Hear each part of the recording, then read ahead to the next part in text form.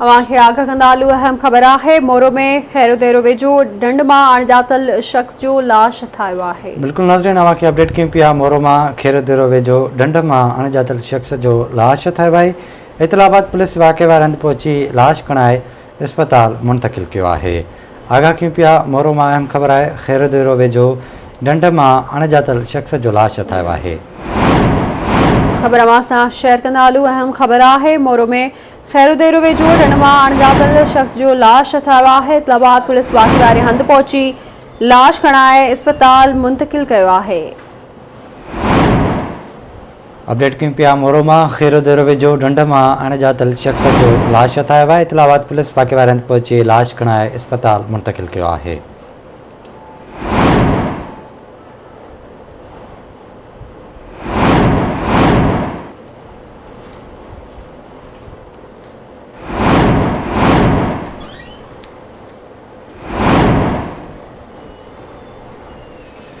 आगाह कयूं पिया। मोरो मां खैरो देरो वेझो ढंढ मां अणॼातल शख़्स जो लाश ठाहियो आहे। तफ़सील मालूम कंदासीं। मोरो मां अयास सोलंगी खां। जी अयास, आगाह कजो। जी बिल्कुल, मोरो वेझो निगारी थाने जे हद ते खैरो देरो कटे वारे इलाइक़े इलाइक़े वासियुनि लाश जी हद ते मोरो मुंतकिल कयो आहे।